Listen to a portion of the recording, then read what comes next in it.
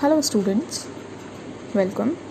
This is Dr. Chetna Kumawat and I'll be teaching you Financial Management, which is Paper 1 in BCom Part 2nd. In our previous lecture, we were discussing about techniques of financial analysis, in which we have studied meaning of financial analysis, meaning of interpretation, difference between analysis and interpretation, and some important objectives of financial analysis. In our today's lecture, we will understand the types of financial analysis. Financial analysis can be classified into different categories on the basis of modus operandi and materials used. According to modus operandi, it is of two types, horizontal or dynamic and vertical or static. According to materials used, it is of two types, internal and external. We will understand each one. Horizontal or dynamic analysis. When financial statements for a certain number of years or different firms are examined analytically, the analysis is called horizontal or dynamic analysis. I'll repeat, when financial statements for a certain number of years or different firms are examined analytically, the analysis is called horizontal or dynamic analysis. In such analysis, fluctuations in the various items of the balance sheet and profit and loss account of different years or firms are studied. For example, by examining the amount of debtors shown in the balance sheets prepared at the end of 2007, 8 and 9, it can be ascertained whether amount of debtors in 2007 has increased or decreased in comparison to 8 and 9. Thus, the horizontal analysis consists of a study of the behavior of each of the item in the statement.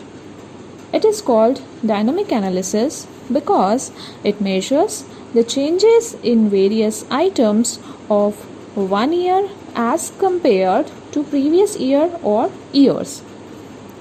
This method is useful in measuring the progress of the business from year to year. In such type of analysis, the changes are expressed in the following ways. Number 1. Expressing increase or decrease in absolute amounts. The amount of change in items of the statements of 2 years is expressed by the sign of plus or minus. Plus amount indicates increase while minus amount indicates decrease. Number 2. Expressing increase or decrease in terms of percentage. Under this method, percentage increase or decrease is calculated in comparison to the previous year by dividing the amount of increase or decrease as obtained in 1 by the absolute figures of the previous year and multiplied by 100. Number 3. Expressing the changes by index numbers. When the financial statements are available for more than 2 years, the changes are expressed in the form of index numbers. Under this method, a normal year, generally the earliest past year, is chosen as the base year and this base year is taken as 100. Then, index number for the current year is calculated by dividing the current year amount by the base year's amount and multiplied by 100. When index numbers of different years are presented simultaneously, these are called trend percentages. Number 4. Expressing the changes by ratios. Under this method, ratios are calculated to compare the items of current year with the items of the previous year. For example, if the amount of an item of the base year is rupees 4,000 and that of current year is rupees 16,000, then the ratio of these two amounts would be 1:4. The various techniques through which analysis is made under horizontal or dynamic are: number 1, comparative balance sheet and P&L account or income statement, and number 2 is trend analysis. Okay, the second one is vertical or static analysis. Vertical or static analysis is the study of mutual relationship between different components or their totals of the financial statements for a definite period of time. For instance, to know the share of each asset in the total assets of the business at a specific date, the total assets will be assumed equal to 100 and for each asset, percentage shall be calculated. This type of analysis expresses present relationship at a specific date and not the fluctuations. Therefore, it is known as static analysis. This type of analysis is not of much use due to its inability to estimate changes occur in the financial position of a firm. The following techniques are used in vertical analysis: common size balance sheet and P&L account or income statement. Number 2, structural ratios establishing relationships between various items of balance sheet and P&L.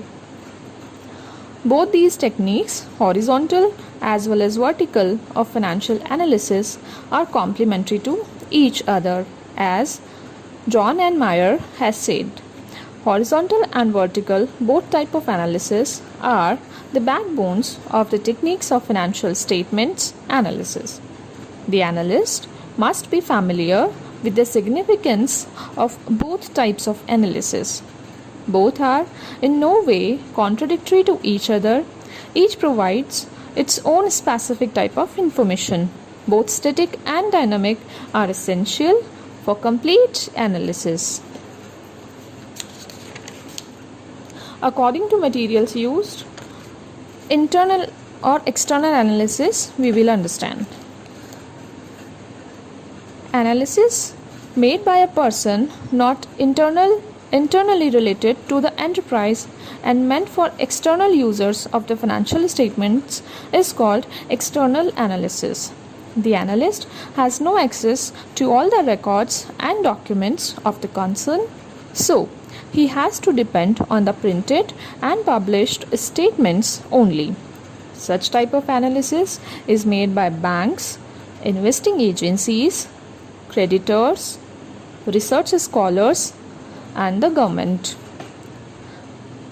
When analysis of financial statements is made by somebody internally related to the enterprise, such as executives, employees, etc., it is said to be internal analysis.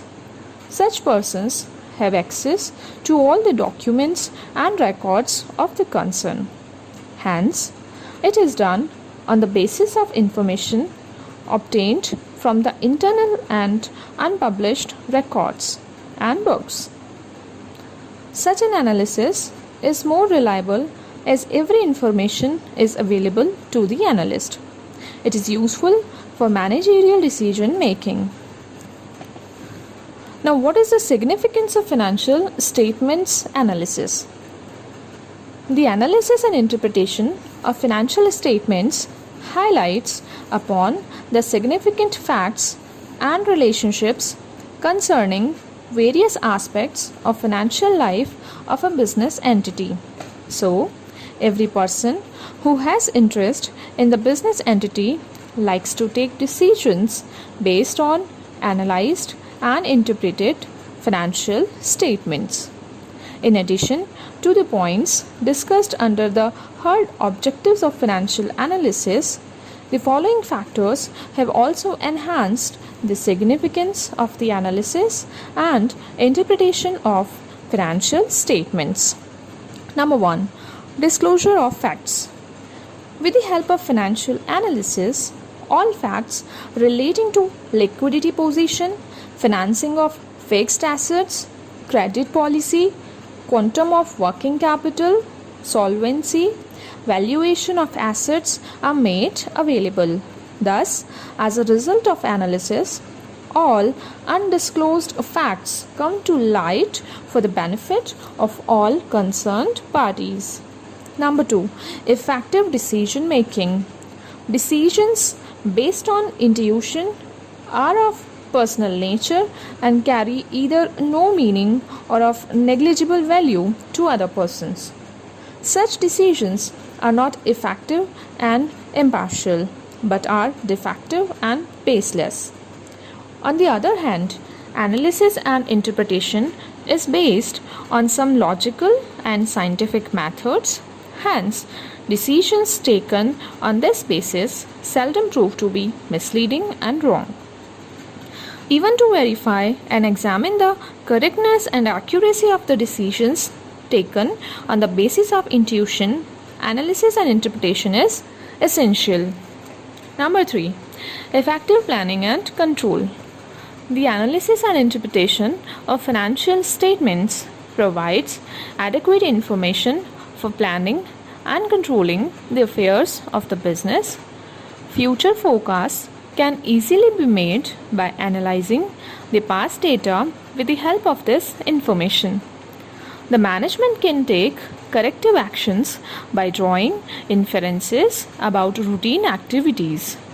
The analysis and interpretation has the same utility for direction and control of the business as the rudders and compass to the ship. Number 4. Measures operational efficiency. The management and the owners are interested in knowing about the operational efficiency of different activities of the concern. This can be judged by calculating different activity and profitability ratios as discussed in the next chapter. Number 5. Comparative study. With the help of financial analysis, business information and facts can be presented comparatively. Such presentation is made either in the form of last few years' position of the business or comparison of operating activities with other business units engaged in the same industry. Thus, financial analysis is helpful in the comparative study of business efficiency. Number 6. Serving the needs of interested parties. As explained in the previous chapter, different parties like management, creditors, investors, etc. have varied interest in the performance of the business. They search for information relating to their interest in the financial statements. Financial analysis provides necessary information on timely basis to these various parties. Now, let's understand what are the limitations or shortcomings of financial analysis. Despite the significance of analysis and interpretation of financial statements as discussed above, it has certain limitations which an analyst and the user should keep in view. These limitations are identified as follows. Number 1. Suffers from limitations of financial statements. Financial statements suffer from variety of weaknesses as discussed earlier. Assets are disclosed in the balance sheet at historical cost, which is different from current cost. Similarly, financial statements are prepared according to certain conventions at a point of time, whereas investors are concerned with the present and future of the firm. Certain assets and liabilities are not disclosed. Personal judgments also affect the figures of balance sheet. Financial statements suffer from these weaknesses. Hence, the analysis based upon these statements cannot be said to be always reliable. Number 2. Absence of universally accepted standard terminology. Accounting is not an exact science, so it does not comprise universally accepted terminology. Different meanings are assigned to a particular term. Depreciation is provided by different methods, and interest is charged at varied rates. In this way, there are a lot of chances of manipulation. As a result, financial analysis proves to be defective. Number 3. Ignores qualitative aspect. Financial analysis is the quantitative measurement of the performance of a firm. It does not disclose the skill, technical know-how, and efficiency of its employees and managers. It means that analysis of financial statements measures only the one-sided performance of the business. It also completely ignores human aspects like intellectual capital. Number 4. Ignores price level changes. The results disclosed by financial statements may be misleading if the price level changes are not taken into consideration. The gross profit ratio may improve with the increase in prices, whereas actual efficiency may not improve. If prices of commodities differ, the ratios of 2 years will not be meaningful for comparison. Changes in price affect cost of production, sales, and values of assets. Thereby, comparability of ratios suffer. Number 5. It spots the symptoms but not diagnose. Financial analysis shows the trends of the affairs of the business. It may spot symptoms of financial weakness and operational inefficiency, which cannot be accepted. A final decision in this regard will require further investigation and thorough discussions and diagnosis. So this was it for today's lecture. In our next lecture, we will understand some important techniques of financial analysis.